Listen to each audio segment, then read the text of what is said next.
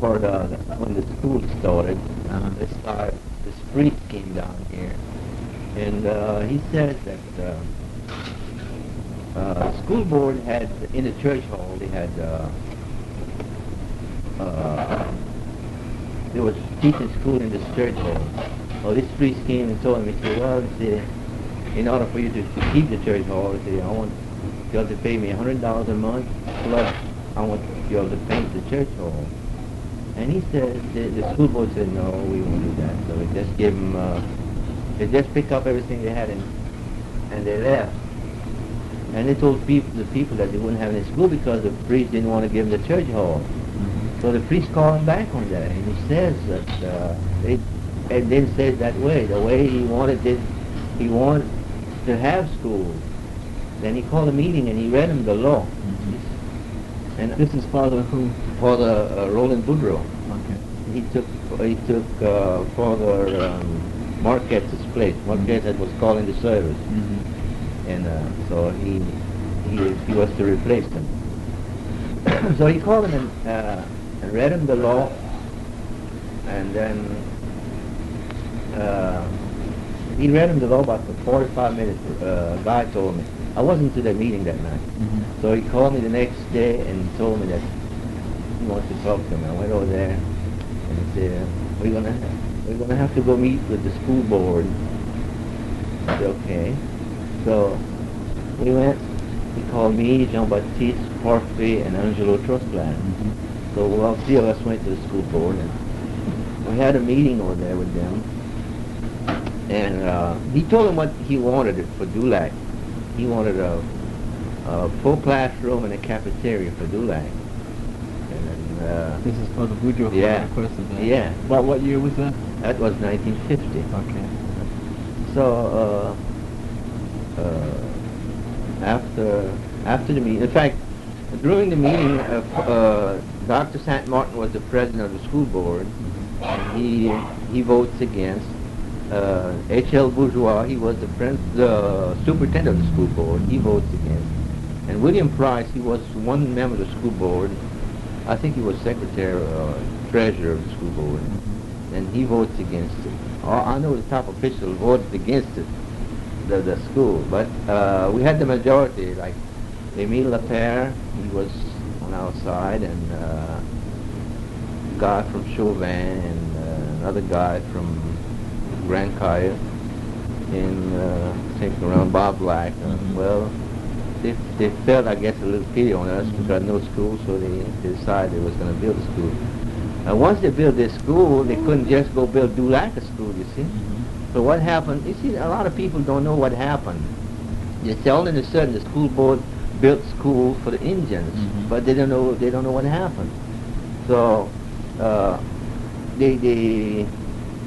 after the meeting, they had to build a school in Du Lodge, Pointe-aux-Chien, Lower Montague, and well, of course, Dulac. And then they had to build one over there in Mechanicville. So in other words, when one group got their schools, everyone else had to give Everyone, they had to give it to all the lower parish. Where the Indians were. Yeah. So, and they had enough Indians to fill their houses, what they built. So when, after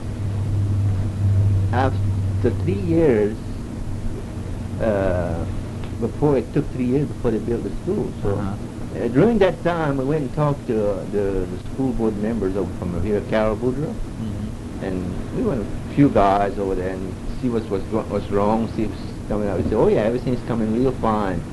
They said, we're breaking up a schoolhouse and we're going to bring it all to Dulac and we're going to start building about maybe in a couple of more months. And well, Jean-Baptiste started talking. I don't know if I didn't understood what he said. If he said he was going to ask them to put this kids over there in Grand Caille school, and he told him, he said, well, Jean-Baptiste, let me tell you one thing. He said, as long as my eyes going to be open, your kid will never come in the Grand Caille school. He told him that, right? This is Jean-Baptiste Parfait, yeah. Parfait.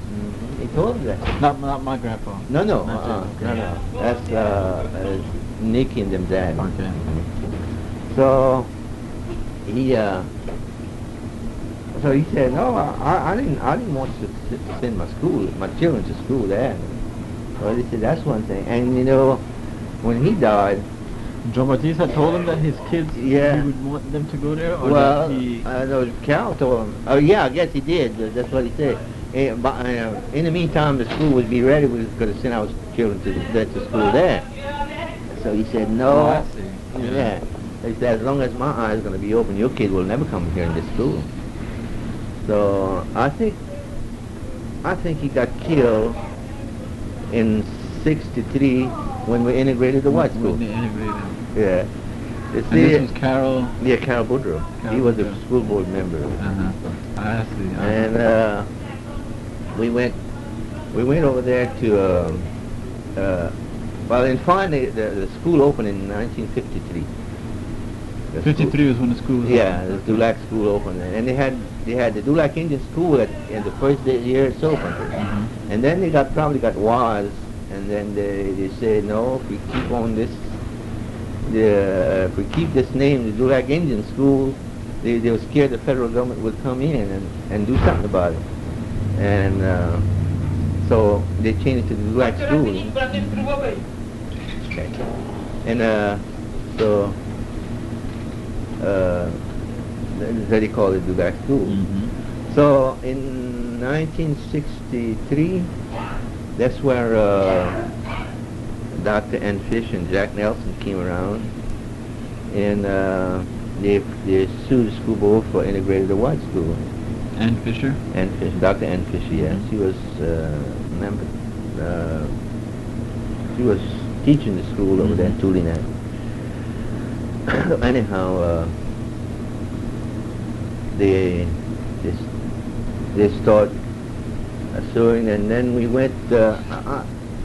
TB from States had the paper. Nobody was then was the school, the police jury, and after the school was all built and everything, he told TB, "See, I don't need these papers. You know, if you want it, you can just give it to you and throw them away or do whatever you want with it." He saved them, and when the suit was on over there, I told TB, I said, "You got that paper? Let's go to talk to this lawyer over there, the one that's fighting the school. To show him the papers that we got." He said, "Oh yeah, we'll do that." So we went over there in New Orleans, and I didn't know where Jack Nelson was, but we went over there to his office and we find it, and we waited for him, and we talked to him, and we told him, I asked him if he was the lawyer that was suing for the school board. He said, yeah. Well, I said, we have... Suing for or against the school board? Suing for the integration. I see. You know. So, I told him that we were interested because we were Indian and we were interested and we had something maybe would help him out. So, he said, so we gave him the paper and told him this is when we had this school and how it started. And he said, well, it was about 2 weeks before they go to court. So he said, we don't have too much time now, but he said, if I would have more time, I would go take a ride of Dulac, but he said, and well, after the suit, the judge granted the integration, but it granted from 10 to 12. And you see, they had used a guy over there in Leo Jean-Charles for use his name for the suit. So when over there in Leo Jean-Charles and Pointe-aux-Chiens, they didn't have no 10th grader. They had to come over here. And we find they had 2 or 3 10th graders. How many grades were at the Dulac school? 8th grade. Till 8th But grade. yeah, but they had a high school over there in Daguerreau. They had built a high school in Daguerreau, and Joyce Dardar had graduated that year, but in 1963, and she had The graduated. Daguerreau High School, the Indians could go there? Yeah, well, they had, it was especially for Indians. Oh, I see. Yeah, it was especially for Indians. And they taught high school there. So Joy Dardar had graduated, and she wanted to go to college, and her school diploma. Does that mean they went all the way to the 12th grade? Yeah. They had 10th through 12th? Yeah. Uh-huh. Yeah. Okay. And when George Dardar graduated, she gave her diploma, and she couldn't. Her diploma, she couldn't get into college with that because it didn't have enough credit, Oh. and she couldn't use it to go to. And all of those that graduated from there, the diploma wasn't good. Couldn't go to college. Was not. No. Do you remember students from down here who went? Yeah. Who tried to go? Tried to go to Digby. George. Who went to Degville? Yeah. Oh yeah, George graduated from there. The Felix. You know Felix Dean? Felix Dean, yeah. Well, he graduated from there. And let me see who else did graduate from. Oh, Montague, the Curto from Montague. I told him that once that their diploma wasn't good. Mhm. And you know when we had a parents meeting over here not too long ago, CXP that somebody had told him that her diploma wasn't good, and if it was true, and he said, oh, if Piku told him, oh no, that's not true. Your diploma is good. Mhm. That's all he cared for. He didn't care anything else, but he didn't care if it was good or not. Yeah. So that's how, just to show you how. And the teachers at the Dulac school, did they have a lot of trouble securing teachers for that to fill the when it first began, getting teachers to teach them? Oh no, they didn't have no trouble at all because they could use some non-graduate teachers. Anyone who wanted to come. Yeah, there. anyone that wanted to come. I know one for sure. I heard it said that Kirby Mason's wife, Hilda, and she said Miss Dillard wanted her to go back to school and finish her high school. And she said, I got enough education for what I'm doing. I'm not going back to school. And she didn't want to go. She had enough education to teach well. And she was making the money, and she didn't care about nothing else. And she was teaching where? Dulac school. Oh, so she had enough education. Oh yeah, she had enough education for the Indians. That's what she meant. You see. So, yeah. And Miss Dillard was the first principal that was down there, right? I think she was, yeah. As far as I can remember, she was the first principal down there. And I remember her pretty well, and there was Yeah. Mr. Trahan who came after her. Yeah. Yeah. Now, one story I always wanted to know was when it was you who had arranged or had helped Rita and thereby the rest of the Indians make their way into Oh yeah, well you the see, public high school. yeah, when the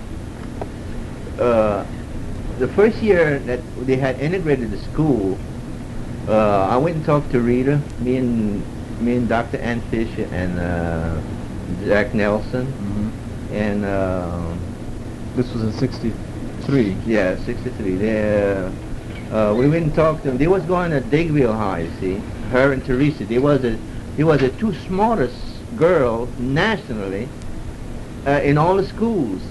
Rita and Teresa. They had their grades.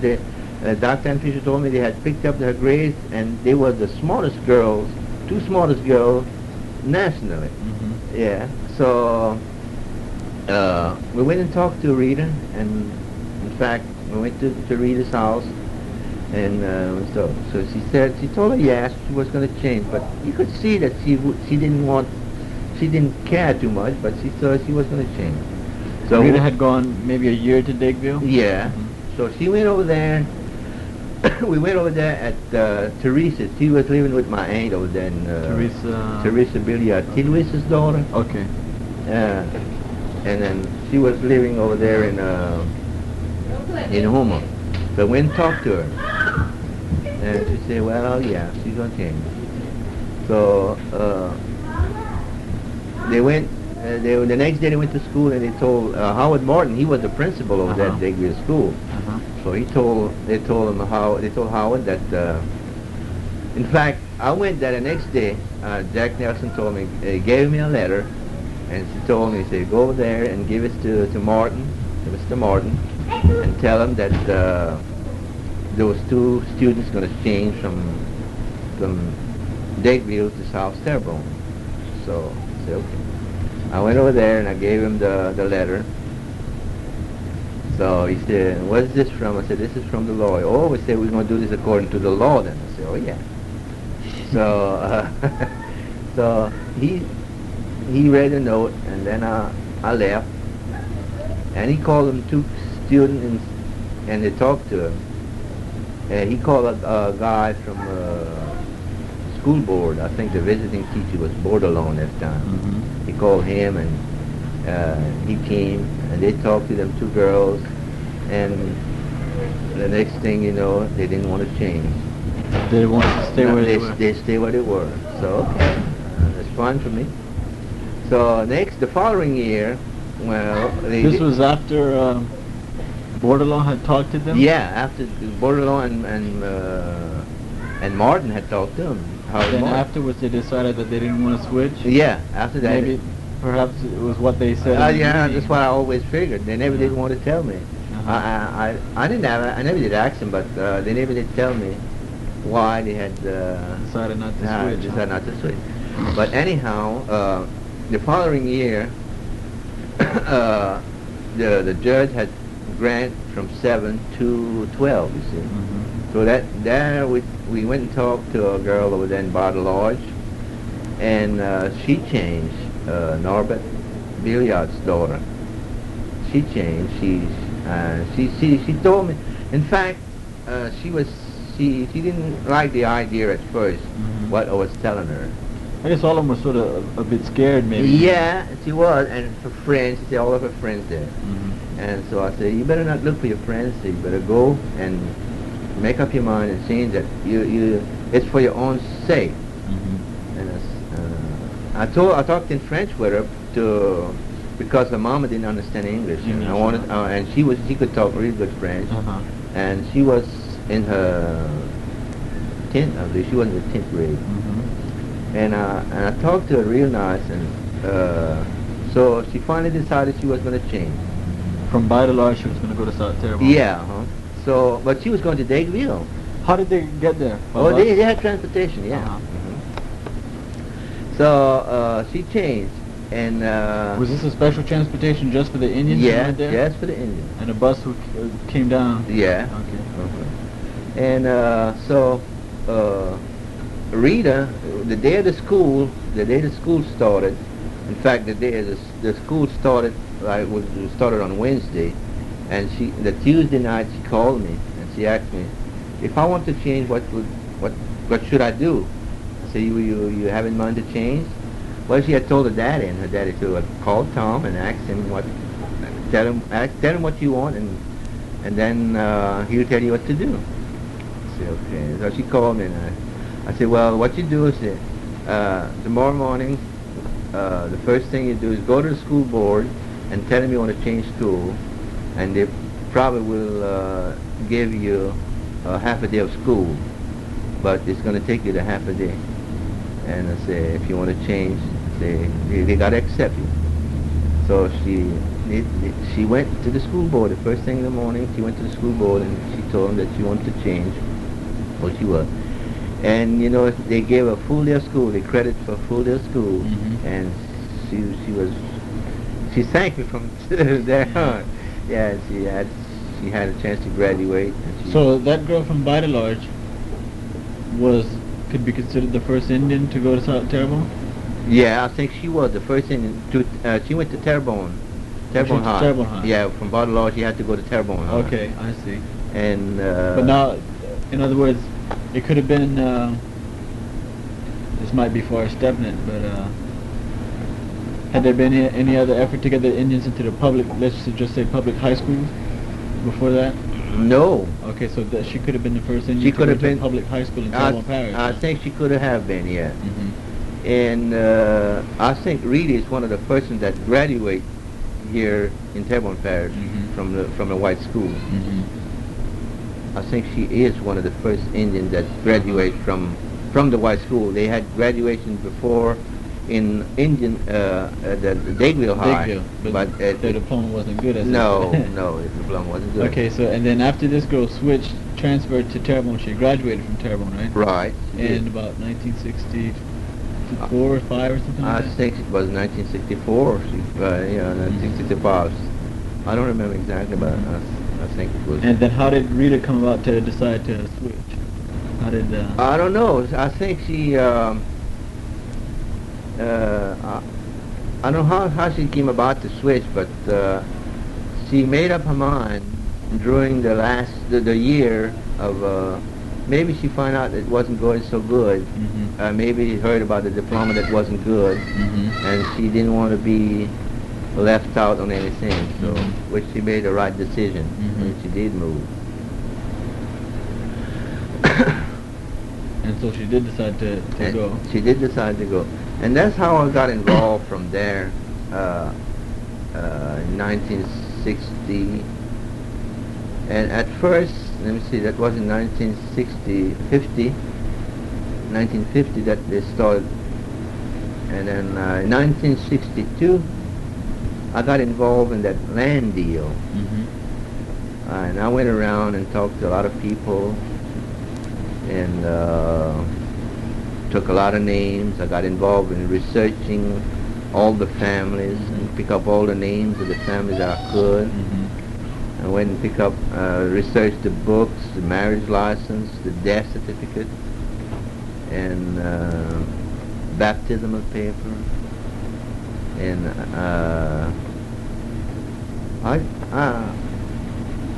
I went around for a while, and I picked up a lot of stuff. I got a lot of names, more than I've ever used now. Yeah, for sure. So I got all the family from one end to the other. I got the beginning after the massacre of the Houma Indians. With those that left, I got their names and part of the dates that they were and who they married, how many children they have, who their children married. You mean those Indians who had survived the massacre? Yeah, who survived the massacre, yeah. So, it was the first day that we integrated the school. The bus didn't want to stop and pick up the kids. My kid was on the side of the road and he didn't want to pick him up, so I took my car and bring him up there. Which one of your kids was that? I think Adro and Ethel and Cheryl, and well, I had 6 or 7 that went to school at the time, and I went and bring him up there. But he brought him back, so I called the school board. They brought him back? Yeah, he brought him back after school. He brought him back after school. I called the school board, and they called the manager, the driver. Man, he gave all kind of excuse. That was Pirat. All kind of excuse that he didn't know that he had to pick him up or something like that. He gave me all kind of excuse, but well, I guess it was kind of it was a mixed up. Yes, indeed. A good mix up. Yes, indeed. Man. It was kind of tough, but after that it was all right. It went all right. All the while the children were in school, I guess they didn't like it too much, but they did the best of it, and they had a pretty good education after all.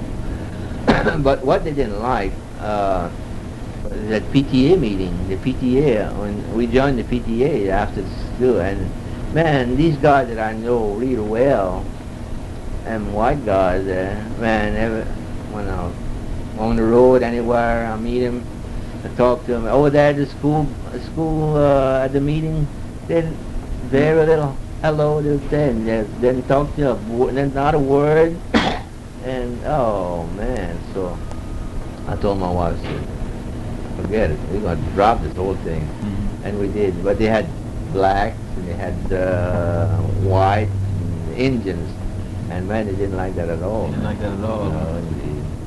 Well, they did the best of it, and it's okay now, I hope. But I think it's still